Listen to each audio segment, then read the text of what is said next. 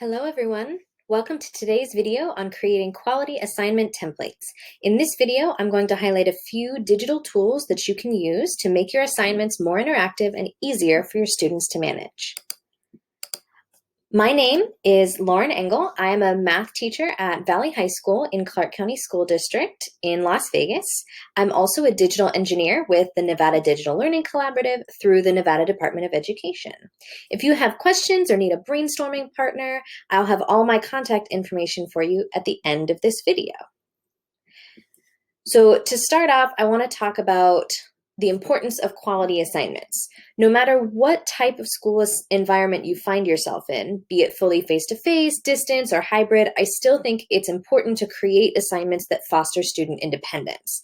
Giving students assignments with templates is a great way to do that with some extra support and scaffolding. Assigning tasks with pre-made templates also makes the task more manageable for students and easier for you to grade. In our transition to online-based learning, I've seen many teachers assign PDFs of worksheets by having students download the assignment, print it out, and then upload a picture of their work. I'm hoping if that sounds like you, then by the end of this video, you'll be able to take those worksheets, turn them into assignment templates, and assign them in your learning management system in a way that's easier for your students to interact with and much more manageable for you to score. So before I show you a sample assignment template, as well as how to integrate your template with your LMS, your learning management system, I wanted to give you my top 4 tips for creating quality assignment templates for all grade levels. Number 1 is keep everything contained. So assignments can be frustrating for students if they have lots of links and different platforms that they have to use for just one assignment. This is especially a challenge when students are not with us face-to-face. And this can be even more of an issue if students have to look for instructions or links that they might need just somewhere within your learning management system.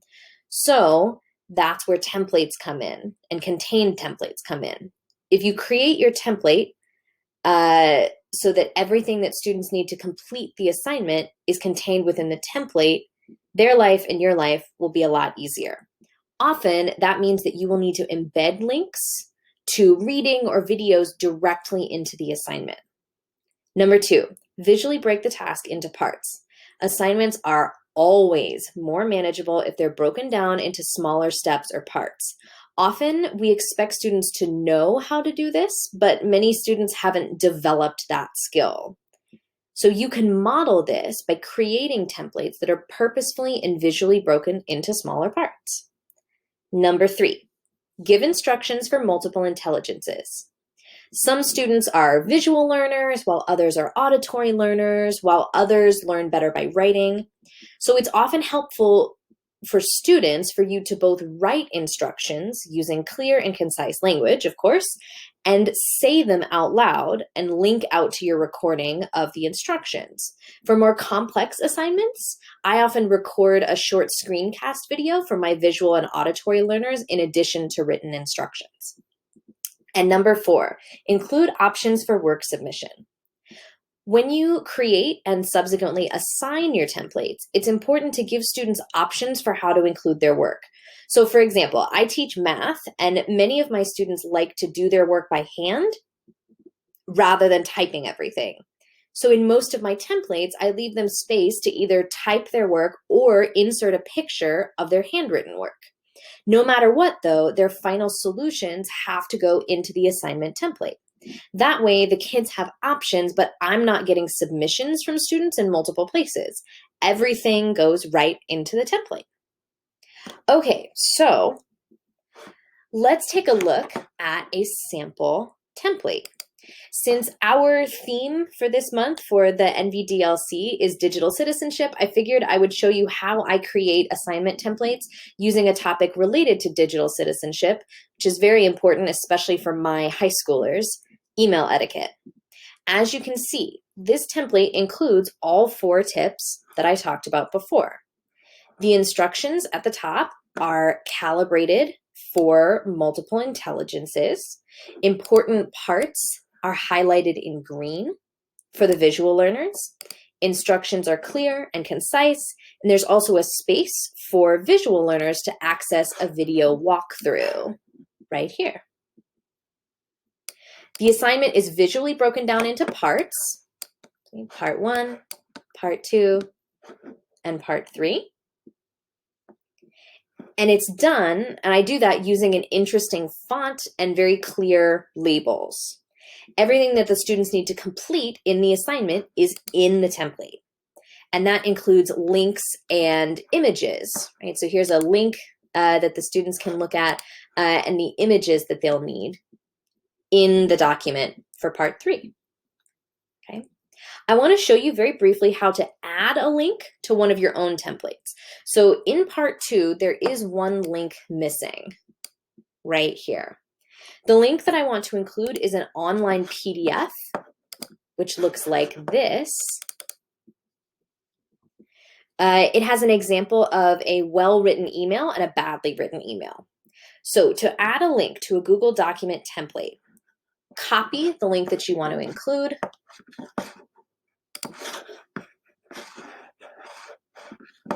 Oops, sorry folks. So copy the link that you want to include. Highlight in your template the text or select the image that you want students to click on.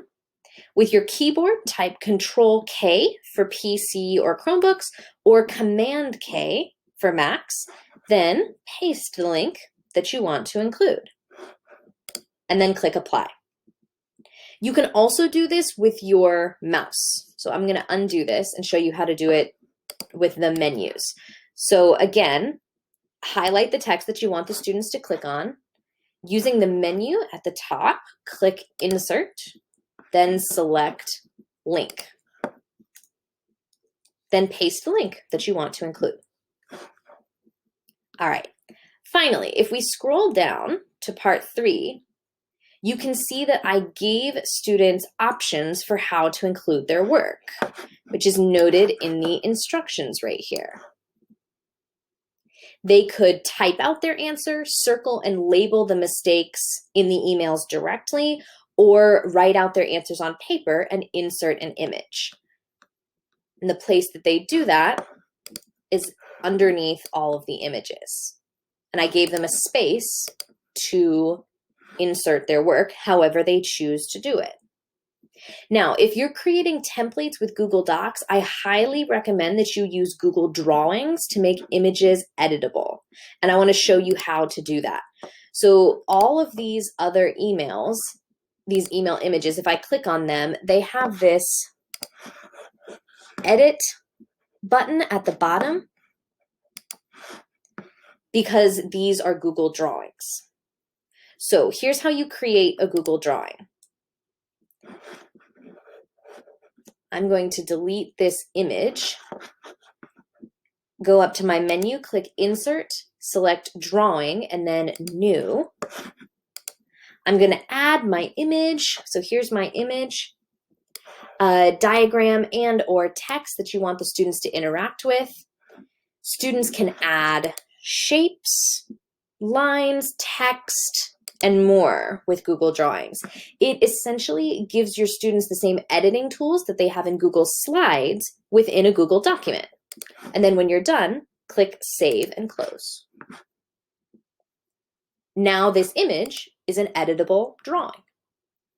So the very last thing I want to tell you about is assigning this now that you've created your lovely template. Okay, so once you've created your template, you have to assign it to your students in your learning management system. So that would be typically either Google Classroom or Canvas. In Google Classroom, you'll want to create an assignment and follow the steps within the assignment menu to create a copy of your template for each student. In Canvas, you can assign the template as a Google Cloud assignment, which will automatically create a copy of the template for each student that they can work in. If you'd like the students' submissions to preserve the formatting of your original template, you can use a PDF editor called Kami, K-A-M-I, which integrates very easily with both Google Classroom and Canvas. All right, folks, that's just about it for this video. Take a look at the Digital Learning Collaborative website to make a copy of this email etiquette lesson template and to access these slides. You can also access them at the links shown on your screen. Feel free to reach out to me at langle.nvdlc@gmail.com if you have any questions. Thanks for watching.